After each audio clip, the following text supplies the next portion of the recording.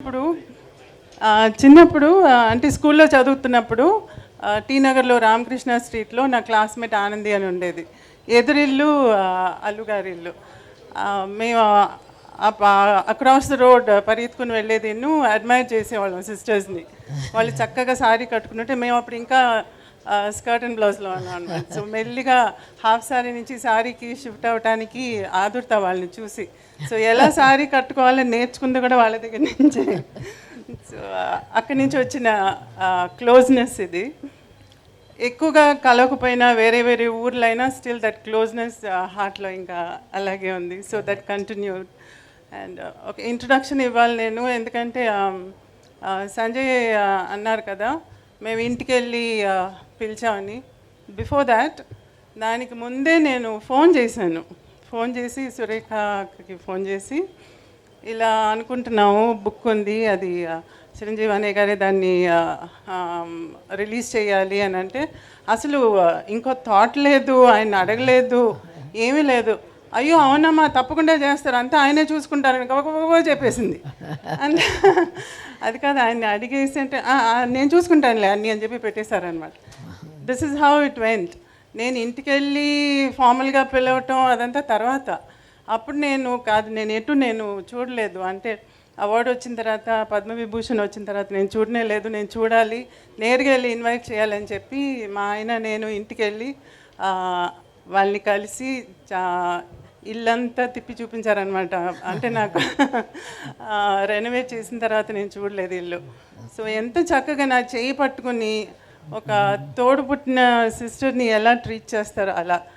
నేను చిరంజీవి గారిని అన్నయ్య అని పిలుస్తాను, ఎందుకంటే ఈరోజు ఈ ఫంక్షన్ అంతా నేనేమన్నానంటే ఇంట్లో సింపుల్గా ఈ బుక్ని రిలీజ్ చేసేసి మీడియా వస్తే చాలు, ఇంకేం వద్దు నాకు, మీ చేతులతో బుక్ ఇవ్వాలి అంతే, ఇంకేం వద్దు నాకు అని చెప్పా.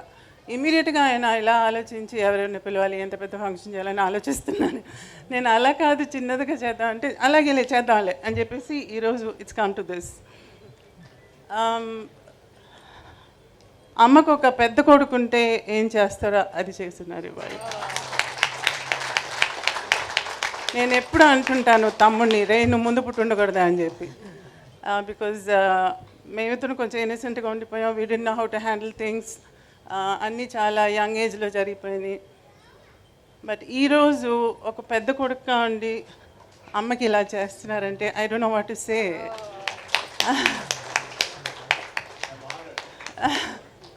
So thank you so much. I have no words. ఇంకా మీరు అడిగితే నేను సమాధానం చెప్తాను. నాకు తెలిసిన విషయం ఏంటంటే సురేఖ గారు మెగాస్టార్ చిరంజీవి గారి మీద పెత్తనం జలాయిస్తారని తెలిసిపోయిందో ఇంట్లో. అది ఆయనకి సావిత్రమ్మ గారి మీద ఉన్న ప్రేమ నాకు తెలుసు కాబట్టి వెంటనే ఎలాగన్నా ఒప్పుకుంటారని చెప్పేసాను. నాకు అన్ని విషయాలు కాదు, నాకు ఇలా మాట్లాడడం, స్టేజ్ మీద నుంచోవడం, కూర్చోవడం ఇవన్నీ కూడా చాలా కొత్త, ఎప్పుడు చేయలేదు. కానీ చాము నీ కోసం అయితే ఓకే కూర్చుంటాను, మాట్లాడతాను. అమ్మ కోసం మీరిద్దరూ ఏమైనా చేసేటట్టుకున్నారు. ముందు మీరిద్దరూ కలిసి స్టేజ్ మీద ఇలా ఫంక్షన్స్కి రావటం కూడా చాలా తక్కువ అని విన్నాను నేను. అటువంటిది ఈరోజు మన ఇద్దరం కూర్చొని మాట్లాడేటట్టుగా కూడా చేస్తున్నారంటే దట్ ఎక్స్ప్లెయిన్స్ ఎవ్రీథింగ్.